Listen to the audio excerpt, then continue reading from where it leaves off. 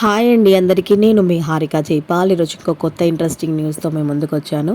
అది కూడా double bedroom ఇండ్ల గురించి అనమాట. సో మీకు ఆల్రెడీ తెలుసు, డబుల్ బెడ్రూమ్ ఇండ్లు అయితే ఇప్పుడు 36,000 సిద్ధంగా ఉన్నాయి. వాటిని పంపిణీ కోసం అంటే ఎవరెవరికి ఇవ్వాలి అని చెప్పేసి లిస్ట్ రెడీ చేస్తున్నారు. అది కూడా యాప్లోనే అప్లోడ్ చేస్తారు, కంగారు పడాల్సిన అవసరం లేదు. అట్ ద సేమ్ టైం ఇంకా అసంపూర్తిగా ఉన్నవి ఎన్నో, అవి కూడా లిస్ట్ అవుట్ చేసి ఎంత అమౌంట్ ఖర్చు అవుతుందో దానికి సంబంధించిన నిధులైతే సమకూర్చడం అయితే జరుగుతుంది. సో ఇది పక్కన పెడితే, ఇది డబుల్ బెడ్రూమ్లు ఎప్పుడు ఇస్తారు, ఎలా ఇస్తారు అనే దాని గురించి అయితే ఇప్పుడు ఆల్రెడీ కొన్ని డబుల్ బెడ్రూమ్లు అయితే డిస్ట్రిబ్యూషన్ జరిగింది. అందులో కొంతమంది ఉంటున్నారు. సో అన్ని ఏరియాస్లో అన్ని డిస్ట్రిక్ట్స్లలో ఇచ్చేసారు కదా. ఆల్మోస్ట్ 2 lakhs పైన డబుల్ బెడ్రూమ్ ఇల్లు కడితే అందులో 1 lakh పైన అయితే డిస్ట్రిబ్యూషన్ జరిగింది. అయితే వాళ్ళకి ఇప్పుడు కొన్ని కంప్లైంట్స్ వచ్చాయంట ప్రభుత్వంకి. డబుల్ బెడ్రూమ్ ఇండ్లు అర్హులమైన మాకు ఇవ్వకుండా అనర్హులకు ఇచ్చారు, వాళ్ళు అందులో ఉండట్లేరు, వాళ్ళకి ఆల్రెడీ ఇల్లు ఉంది కాబట్టి మీరు ఇచ్చిన ఇంటిని లీజుకి కానీ లేదంటే కిరాయి రెంట్కి కానీ ఇస్తున్నారని చెప్పేసి మీరు కంపల్సరీ మా కంప్లైంట్ తీసుకొని అంటే ఇన్స్పెక్షన్కి వెళ్ళాలి. కంపల్సరీ మీరు లిస్ట్ అవుట్ చేసుకొని ఎవరికైతే ఇల్లు ఉందని తేలిందో వాళ్ళ దగ్గర తీసుకొని అర్హులైన మాకు ఇవ్వాలి అని చెప్పేసి పేద ప్రజలైతే చాలా చోట్ల అయితే కంప్లైంట్స్ ఇవ్వడం అయితే జరిగిందనమాట. సో దానివల్ల ఇప్పుడు కాంగ్రెస్ ప్రభుత్వం ఏం చేస్తుంది, ఈ కాంగ్రెస్ ప్రభుత్వం అని కాదు, ఏ ప్రభుత్వం వచ్చినా అవి గవర్నమెంట్ ఇచ్చిన ఇళ్ళు కాబట్టి లైఫ్ లాంగ్ నువ్వు నీ పిల్లలు అట్లా ఉండడానికే ఉంటుంది తప్ప అది ఇంకొకరికి అమ్మడానికి లేదు, వేరే వాళ్ళకి రెంట్కి లీజ్కి ఇవ్వడానికి లేదనమాట. సో ఇది ప్రాసెస్ యాక్చువల్గా.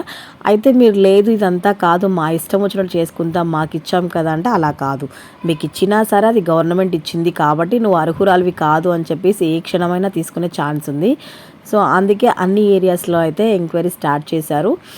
ఇన్స్పెక్షన్కి అయితే వెళ్తున్నారనమాట. ఇప్పటికీ మేడ్చల్ మల్కాజిగిరిలో బోడుప్పల్లో అయితే మొత్తం చెక్ చేయడం అయితే జరిగింది.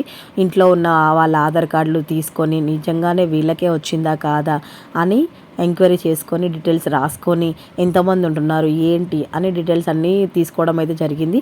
ఇంకా చెంగిచెర్ల దగ్గర అట్లా 2 ఏరియాస్లో అయితే కంప్లీట్ చేశారనమాట. విజయవంతంగా అయితే కంప్లీట్ అయిపోయింది. ఇప్పుడు అయితే జిహెచ్ఎంసీకి అయితే వస్తున్నారంట. జిహెచ్ఎంసీ ఇది కూడా చేసేస్తే అలా అన్ని డిస్ట్రిక్ట్స్లలో వాళ్ళు తనిఖీ చేసి నిజంగానే ఉన్నారా లేదా అని ఐడెంటిఫై చేసుకొని వాళ్ళు లేరు అని వాళ్ళకి అర్థమైతే ఖచ్చితంగా వాళ్ళకి నోటీసులు జారీ చేసి తర్వాత ఇల్లు స్వాధీనం చేసుకొని అర్హులైన వాళ్ళకి ఇచ్చే ఛాన్స్ అయితే ఉందండి.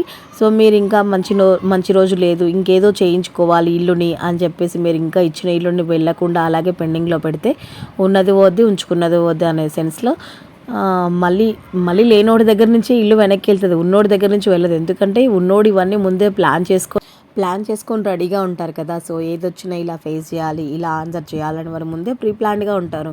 మనలాంటి వాళ్ళే మళ్ళీ మోసపోయేది, మన దగ్గర నుంచి వచ్చింది కూడా పోయేది. సో కొంచెం బీ కేర్ఫుల్ అనమాట. సో వీడియో నచ్చితే మర్చిపోకుండా ఒక లైక్ చేయండి. కొత్తగా మన ఛానల్ని ఎవరైనా చూస్తున్నట్టయితే సబ్స్క్రైబ్ చేసుకోండి. Thank you.